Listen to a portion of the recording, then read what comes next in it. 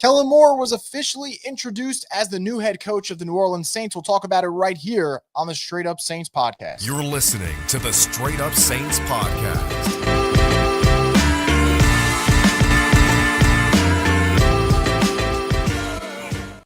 What is up, Who Dat Nation? Welcome inside another edition of the Straight Up Saints podcast. I'm your host, Chris Rosevoglu, and as always, the Straight Up Saints podcast is brought to you by Scott Vicknair Injury Lawyers. Have been injured in any kind of accident, car, truck, 18-wheeler, or hurt offshore, Scott Vicknair handles it all. You give him a call at 504-500-1111 for a free consultation. They'll always fight for the win. The Kellen Moore era has officially started this Thursday, introduced as the new head coach of the Saints. And obviously, when you go to an introductory press conference, you're not expecting the coach to just lay out their full plans, right? Who will, who won't be on the roster.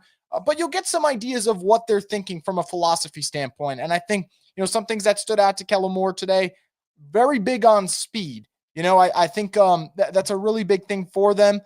And I think for Kellen, when you look at the Saints offense, Rashid Shaheed, Chris Olave, those are going to be two guys that I think are going to have big roles, obviously. And that's, a no-brainer considering what they've done the last two seasons. But I believe with a coach like Kellen Moore, he's going to try to really incorporate them as the focal points for this offense. Spoke highly about Alvin Kamara being, a big chess piece for them.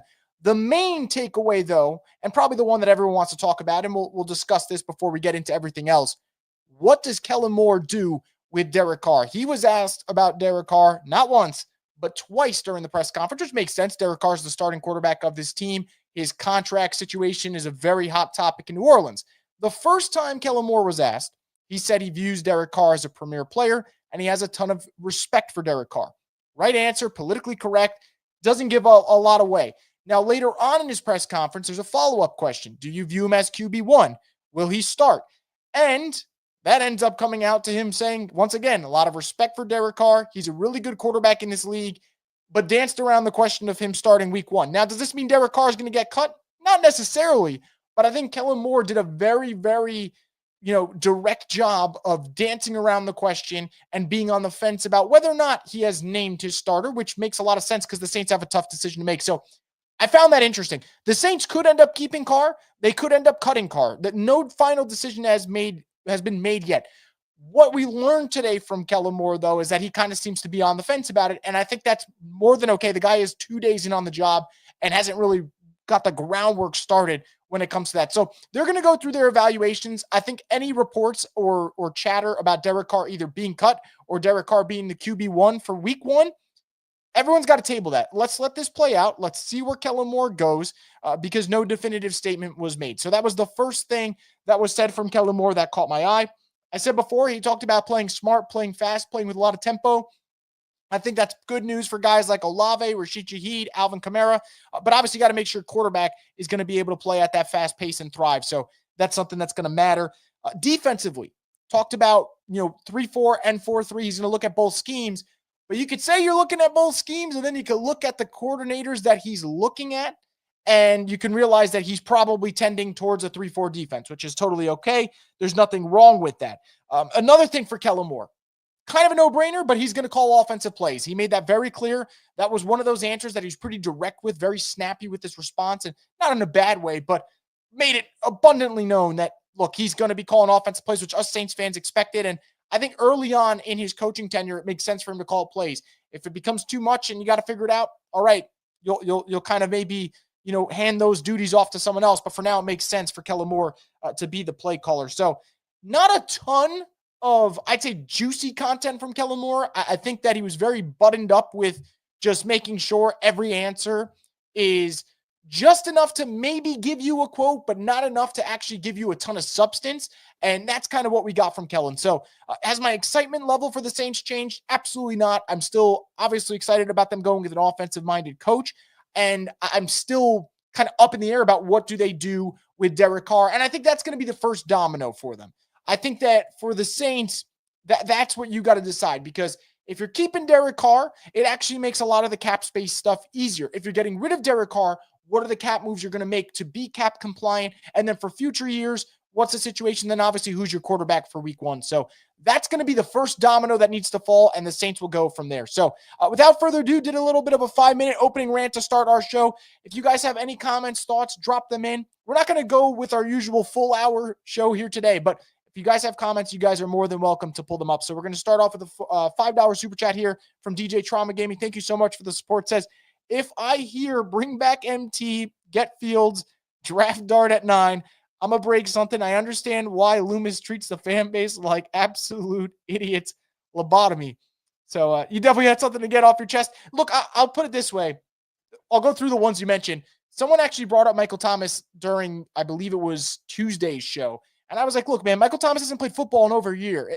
If no other teams are going to sign him, why should the Saints have to be the ones that sign him? So I agree. The MT stuff, it just makes no sense. Justin Fields to me makes no sense either. I think if you're cutting Derek Carr, the last thing you're doing, in my opinion, is going to spend $10 million on a possible reclamation project. I think you're either drafting a quarterback or you're starting Spencer Rattler because you're trying to be financially responsible. So the Justin Fields one makes no sense to me. Jackson Dart at 9 is a little too rich for my blood. If you told me the Saints can get a premier player at 9 and then maybe move up from pick 40 because they really like Jackson Dart, let's just say hypothetically, all right, fine. But I don't love the idea of taking Jackson Dart at 9. So you're definitely, I would say, maybe more emphatic about your demands, but I'm kind of in agreement with you in terms of your list there. So let's go through it. Saints 41 says, bye-bye DC4. Not confirmed yet. We'll see what Kellen Moore decides to do. Obviously, that's going to be the main takeaway, though, and I think every Saints fan is going to talk about that and look into it, read into it. Oh, he called him a premier player. Okay, he said he's tremendous. He said he's tremendous quarterback in this league. Didn't say for the Saints. I thought that was pretty interesting wording. And again, no firm commitment for QB1.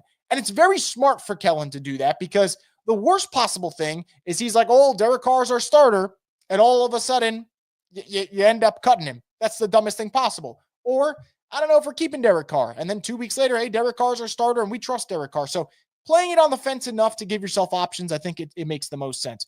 Jerry saying, welcome aboard, Kellen Moore. What else we got? Let's see, got a lot of stuff going on here. Carl says, how long is his contract? Because he needs a 3-year grace period. The financials have not been announced yet.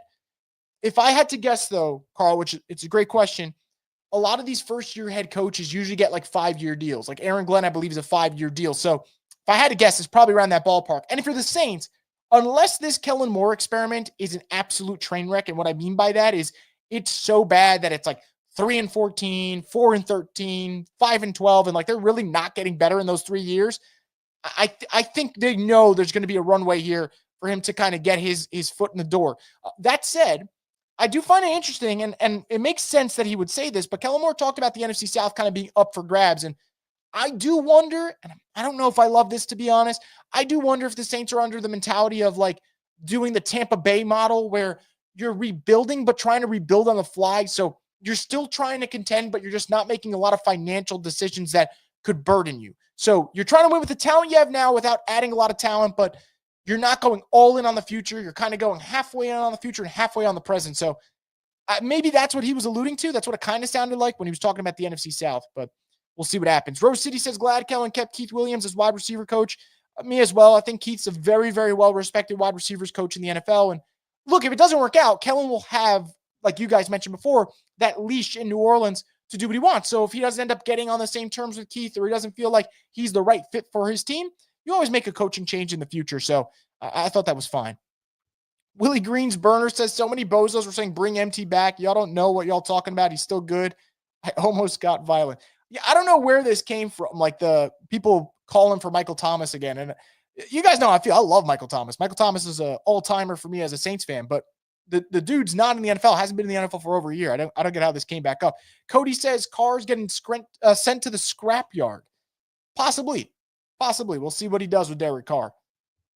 504 Dio says, I'll help Carr pack and drive him to the airport. You're probably not the only one. There's probably so many people willing to give him full service for a trip back to Fresno over there. Rachel says Moore was talking in circles to me. I do agree with that. Like, so I put it down in my comments. I don't know if this was just like a normal thing for Kellen Moore, if this is how he is. It just felt like he was a bit nervous talking to the media today, which it happens, right? Like not every single new head coach is going to come in like Dan Campbell and talk about biting kneecaps off, or even Aaron Glenn, who talked about like the Jets being built for winning and just kind of being very stern on his demands. Everyone's got different methods. What I would say, though, for anyone concerned about Kellen Moore to be like, hey, like this seemed like a train wreck. I'm not confident about him as a coach. It's a different situation. But when Nick Sirianni was hired, and you guys can go look at it, his opening press conference was really rough, stuttering over his words, couldn't really formulate what his plan was going to be for the Eagles. And I remember a lot of people were already like, oh, this hire's a mess. Like, this guy can't even speak, a sentence or two without stuttering over his words. And there was a lot of negative pushback. And look what happened this past weekend. Now, granted, Sirianni's roster's loaded, but Sirianni has been to the playoffs all 4 years as the head coach of the Eagles. They've been to the Super Bowl twice, and now they're Super Bowl champions. So I'm not going to say Kellen Moore is going to win a Super Bowl with the Saints, but I'm not too nervous about the press conference because it's normal, right? It's a first-time thing for him, and nerves are going to be a factor. Jerry says, cutting Carr is better for me. Let's see where this goes. I'm sure a lot of fans feel that way, and I can't blame you guys at all if you feel that way. I to some degree, kind of feel that way as well. Like, why keep Derek Carr at this point? He's not really part of the future plan. If you're telling me it's just for the financial stuff, all right, fine, but then I'd probably have a quick leash on Derek Carr. Like, to me, it doesn't mean he's not a player worth starting in the NFL, because there's 32 spots at quarterback, and he is one of those 32. But for the Saints, he just doesn't match their timeline. Forgive says, if Carr is on this team, Olave can't be wide receiver 1. They have to draft McMillan or Warren. I don't want to see a route across the middle. I don't blame you. 504 Dio says, I like what he said about leadership. A coach is a leader of men first and foremost. Yep, and that's going to be the first thing for him, right? We all know he's a good play caller. We just saw them win a Super Bowl. And the Eagles, in large part, won a Super Bowl because of Kellen Moore's play calling, especially down the stretch. I know the defense was great for the Eagles, and Vic Fangio deserves a ton of credit, obviously, in what he's built there. And, I mean, that defense was humming. But offensively, 50-plus points in the NFC Championship game. And then in the Super Bowl, all right, take off the pick 6 from the board, right? You still put up 33 on the Chiefs. So really, really impressive stuff for him, his offense in crunch time moments. David Nola 985 says, drink every time Kellen Moore says, ah. If I took a drink every time Kellen Moore said, I'd probably be dead already. Rosenfield 10 says the Saints currently have 6 defensive tackles under contract this season. A switch to a 3-4 defense would be wild. A lot of roster moves on the way. Yep, for sure. And again, I think that's going to be needed anyway. I think that for New Orleans, we look at this defense. Who outside of like Brian Brzee and Carl Granderson do you really like on this roster for the defensive line? So they're going to have to make changes. I'm not worried about that regard. That's something that was necessary whether or not to go to 3-4. Jerry says, I like Kellen Moore's energy. 504 Dio says, Saints need to trade down. We need picks. They do. Whether or not they'll do it, though, I don't know. DJ Trauma Gaming says, also another one that's making me mad is people want to draft a running back in round 1. What you think? Because I think if you want to, do it later in rounds 3, 4, if Scatterboo or someone else is there. Look, I'm on the fence about Ashton Jeanty. I think Ashton Jeanty is a very good football player, and I believe that Ashton Jeanty could do a lot of great things with the Saints. I don't know, though, for certain that you want to use pick 9 on a running back. So I think for a team that's got a lot of openings, I don't know if it's perfect. Now, people are going to say, well, the Lions took Jahmyr Gibbs, and he's been great. And I get that, and Jahmyr Gibbs has been so freaking special. I just look at the Saints, and I think it all depends on the board. Like, if you're telling me Will Johnson is on the board and Ashton Jeanty's on the board, I'd rather have Will Johnson. I just think the cornerback position is more valued in the NFL than running back. But I think it's all circumstantial. So that's something that we'll have to say, and we'll have to wait on that for sure. Cody says, Carr not being in NOLA for the Super Bowl. His brother shitting on Kellen Moore on Twitter, and Kellen Moore not hinting at Carr playing points to home being gone. I mean, I think the brother part's the one that really doesn't sit well with me. I think that's kind of Bush League stuff from the Carr family. Not totally surprised, but I'm definitely not a fan of it. Ben says, you would think QB1 would be in the building to meet the new head coach. Poor from Carr. Yeah, look, I think a lot of the things that Derek Carr's done the last couple of weeks have been pretty poor. The Instagram crap about moving back to Cali and, someone sent me this banger of my highlights. No one sent you that video, dude, but, he'll post that, or not being in New Orleans for the Super Bowl. I thought that was kind of a questionable decision. And look, Eric McCoy was there today. First guy there to meet Kellen Moore and shake his hand. And, attitude reflects leadership, as we all know from Remember the Titans. And I think that for Derek Carr, he could say one thing, but I think his attitude and his behavior, it kind of says another. So I'm kind of out on him, and we'll see what New Orleans does. Ryan says Penix is going to be a good QB and tough to face. Hopefully the Falcons falcon like they always do. Yeah, I mean, they might. We'll see. Wayne says he started nervous during the opening speech, but he then settled down when talking ball. I did notice that too. I think once you get into the actual just kind of ball knowledge type thing where he's talking about his scheme and what he visions for this Saints team, yeah, I think it's a lot easier for him to kind of get to that comfort part, because I think having that opening speech where you're thanking people and you're kind of laying out what type of coach you're going to be, I just don't know if that really fits Kellen Moore's MO. Willie Greensburner says, I would be nervous too. All he knows is the toxic relationship between the GM and the fans, and DA and the fans, and Carr and the fans, where we both treat each other like assholes. I'm sure he is. That could be it. David Nola 985 says, if I'm Carr, I would want to be as far away from these Saints fans as possible. They never gave him a real chance. Drew Brees spoiled this franchise. Look, I think part of the Derek Carr thing is expectations and salary and what the Saints thought they were getting relative to what he is. Derek Carr is not a bad quarterback in the NFL. I'll say that a million times more if I have to. But the Saints paid Derek Carr thinking he'd be their missing piece. He'd get them over the hump. And instead, they've been 9-8, missed the playoffs with a really weak schedule. And then this past year, 5-12. Granted, a lot of those losses without Derek Carr, and I'll cut him slack on that part. But Derek is not the guy that's going to get the Saints over the hump. And when the Saints signed him to that 4-year, $150 million contract, the belief was that he could. So I think that's where the kind of frustration stems from, in my opinion. David Nola 985 says Olave needs to be traded. He has major concussion history now and will need a massive extension. Best to move on and get multiple top 100 picks for him. I think the Saints will wait one more year before making a rash move about Olave. I still think Olave is a really good receiver. He's probably one of your only premier players on this roster.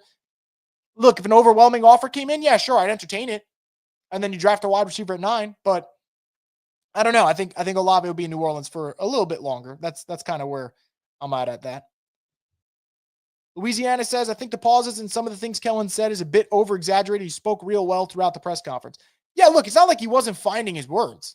Look, there's a here, a sigh here, there. Like, we all do it. It's just kind of how we operate as we're trying to formulate thoughts in our head. So I don't think it's a big deal. Like I said before, guys, Nick Sirianni had a rough press conference. Dude's a Super Bowl champion now. So the opening press conference to me, he could have lit it up, and us Saints fans would have chewed it up and would be like, oh, that's our coach. He's great. But guess what? It wouldn't have mattered, because if he's not a good coach, he's not a good coach. And if he is a good head coach, great. Like, to this stuff, to me, doesn't matter. What he says in terms of, like, who's going to be the quarterback, what he's looking for in the roster, that is far more important than whatever kind of quote he might drop at a press conference.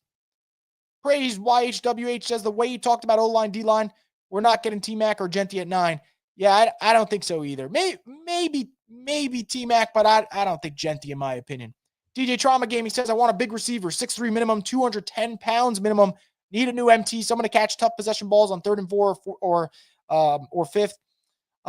Yeah, look, I think for me, I've said this before, Saints need a guy that's going to kind of eat up the middle of the field. Olave and Shaheed are really nice weapons to have, but those to me aren't your physical possession receivers. They got to get back to that, and I'd like to think that they will. Rosenfield 10 says, O-line and D-line are the major concerns. I'm glad Moore mentioned those areas on the starting point. As am I, man. As am I. Telvin says, what's your realistic expectations for this upcoming season? I would say probably like 5-6 wins if things go well. I don't expect the Saints to be good this year, guys. And it's not me to be a negative Nancy. I just think for me, holes at O-line, holes at D-line, holes at tight end, holes at receiver, holes at pass rusher, interior defensive line's a mess. So I think that the Saints got a lot of work to be done, and I hope for their sake they end up getting it done. So we're going to take a quick break to get a word from DraftKings, and then I'll get back to wrap up everything that you guys have to say. Before that, like I said, though, quick word from DraftKings Sportsbook. This ain't the little itty-bitty teeny-tiny bowl. This is Super Bowl 59. Get in on the action at DraftKings Sportsbook, an official sports betting partner of Super Bowl 59. Scoring touchdowns is key to hoisting the Vince Lombardi Trophy, and you have a shot to score big by betting on them at DraftKings Sportsbook, the #1 place to bet touchdowns. New DraftKings customers can bet $5 to get $200 in bonus bets instantly. Download the DraftKings Sportsbook app and use code BOOT. That's code BOOT, B-O-O-T, for new customers to get $200 in bonus bets instantly when you bet just $5. Only on DraftKings Sportsbook. The crown is yours. Gambling problem? Call 1-800-GAMBLER. In New York, call 877-8-HOPE-NY or text HOPE-NY 467-369. In Connecticut, help is available for problem gambling. Call 888-789-7777 or visit ccpg.org. Please play responsibly. On behalf of Boot Hill Casino and Resort in Kansas, 21 and over. Age and eligibility varies by jurisdiction. Void in New Hampshire, Oregon, and Ontario. Bonus bets expire 168 hours after issuance. For additional terms and responsible gaming resources, see dkng.co/ftball. NFL Plus premium offer available only to new and former NFL Plus subscribers. Additional NFL Plus premium terms at nfl.com/terms. Once again, thank you to DraftKings Sportsbook for being part of the program. We greatly appreciate it. Going to wrap up with any other comments that you guys have here. We'll go with 504 Dio saying we need to build through the trenches. A pass rusher and better O-line changes everything. Couldn't agree more. I think when you look at what the Eagles have done, I mean, great in the trenches. That offensive line is just a wrecking crew. And then defensive line, right? Whether it's Jalen Carter, whether it's Milton Williams, obviously Davis, a big factor. Sweat, obviously what he did. This is a really, really good, upfront team, D-line and O-line. So for the Saints, they got to get back to that. I don't think they really have a ton of assets, at least D-line wise. O-line, you love Eric McCoy. Fuaga's an intriguing prospect. Maybe you can get Penning to take another step. D-line, though, like I said, I like Brian Brzee. I like Carl Granderson. The buck kind of stops there. Nat says, I think the coach did a great job. There's too much whining. Who dat? I do agree with that. And that's coming from a professional whiner in myself. There is a lot of complaining right now. I think this is the time where us Saints fans should try to be a little optimistic. Ryan says we need a major overhaul all around. We don't have the cap space to fill the gaps with major free agents after the draft. We haven't had much success with the draft either. It's going to be tough. I do agree with that. Look, that the key to being good in the NFL is always going to be drafting. I think everyone's going to give you hot takes about what it is. Do you draft well? If you draft well, life's a lot easier. And we saw that, right? Like the one draft in 2017 literally saved the Saints. The problem is they have not drafted well since. And now, of course, that's their major issue. Had the Saints drafted well, all these cap concerns and things that people love to say, in my opinion, wouldn't be a big deal. But the Saints don't draft well, and that's why they're kind of in the position they're in. So we'll see if they can do that. But either way, it's a new vision for this Saints team. It's a new era with Kellen Moore, and we'll see how it all goes down for New Orleans. So Kellen Moore, your head coach of New Orleans Saints. Now it's about him picking his staff, who's going to be his quarterback, who's going to be on his roster, and we'll go from there. Regardless of the moves he makes, guys, we'll have you covered right here on the Straight Up Saints podcast, the destination for the Who Dat Nation.